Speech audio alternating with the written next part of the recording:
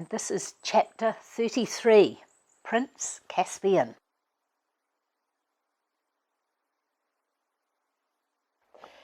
Hello folks, welcome back to Riverwood Cabin.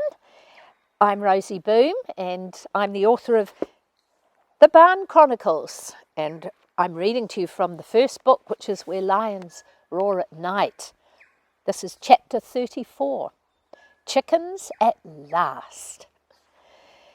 When they arrived home the following afternoon, Angel came hopping on 3 legs to meet them, trembling with excitement. As soon as the door opened, she jumped into the back and began to nose the box on Millie's knee. Millie pushed her down. "Get away, Angel," she growled. "She's all right," said Mum. "She's just excited." "I know," snapped Millie, "but I don't want her to freak out the chickens." Ellie held on to Angel's collar while Millie carefully carried the box into the hen house. She set it down on the floor and then gently began lifting the chickens out, one by one. Jake and Sam peered through the window until Millie glared at them and made a rough sign at them to go away. "Relax, Millie," said Mum gently. "They'll be just fine." Millie sat in one corner of the house and the chickens climbed all over her.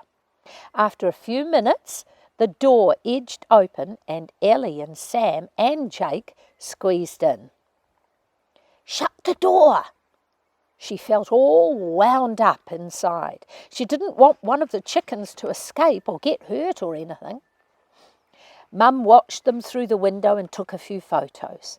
Then she tapped on the glass. "Why don't we let Angel meet them? The sooner the better, I think." Angel had loved the chickens Millie used to have, but even so, Millie felt nervous when Mum let her in. Ellie grabbed her quickly and held her tight. "She's trembling all over." "She'd better not do anything to hurt them," said Millie in a fierce voice. Ellie shook her head. "I don't think she will. I think she wants to be their mother."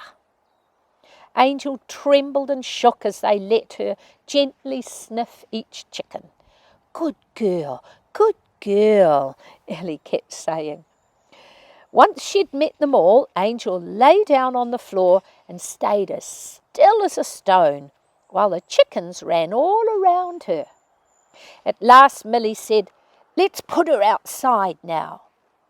Ellie opened the door and pushed Angel out. She ran around the shed a few times, whining to get back in. Finally, she settled down by the door with her nose on her paws.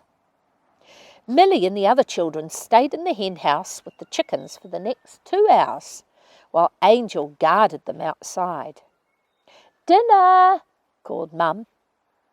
Millie sent Jacob out with a message for her. "May we have it in the hen house?" "Definitely not," said Mum. "Tell Millie to come out and leave the chickens to have a rest. I think enough chicken bonding has gone on." The children reluctantly left the hen house, but Angel refused to leave her post. "She is one weird dog," said Josiah at dinner. "Imagine a terrier that loves chickens." "Just as well," retorted Millie. She was still feeling very protective about her chickens. "How long until we get eggs from them?" asked Ellie. "It'll be a while," answered Dad. "I think they usually start laying in about 18 weeks. "Maybe we should get some older ones as well," suggested Mum. "I saw a phone number at the pet shop of a lady who breeds and sells hens." "Not a bad idea. Why don't you give her a ring and see how much she charges?" Millie listened to the conversation, holding her breath and saying nothing. She felt like it couldn't possibly happen. It was all too good to be true. But after dinner, Mum did ring the lady and arranged to meet her the next day to choose a few hens. Millie couldn't stop smiling after that, even when she had to do the dishes. She absently washed the plates and dreamed about which breeds she would choose and which colours. Suddenly, a terrible scream filled the barn. Milly spun around and saw Sam flying down the stairs. Dad jumped up from the sofa. Mum ran into the lounge from her bedroom. Her face was white. "What is it, Sam?" "It's Jacob!" Sam's voice was tight with fear. Dad bounded up the stairs 3 at a time. Another blood-curdling scream echoed in the loft. Milly felt her stomach flip, and she felt hot and cold all at once. Dad appeared, holding Jacob in his arms. He looked so small, all curled up in a ball. He was clutching his finger. Mum dropped onto the sofa and held out her arms. Jacob fell into them, sobbing. Milly edged in behind Kate and Ellie, who were both stroking Jacob's head and murmuring to him. She looked at his pointer finger. The fingernail was all squashed in. Her mouth went dry. A staple was sticking through his nail and out the other side. Mum gazed up at Dad with a desperate look. Angel nuzzled in close and tried to jump on the sofa beside Mum. Mum pushed her down. Dad knelt in front of them. "Let me have a look, Jacob." Jake buried his face into Mum but held out his hand. It looked so small. Milly looked the other way. "It's gone right through," Dad said quietly to Mum. "We'll have to pull it out. Do you want to do it?" Mum whispered. Dad nodded and slipped away to his workshop. Milly wanted to run away to her bedroom, but her feet wouldn't move. A few minutes later, Dad returned with a pair of pliers.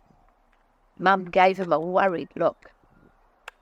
Angel crept up onto the sofa and laid her head on Jacob's leg.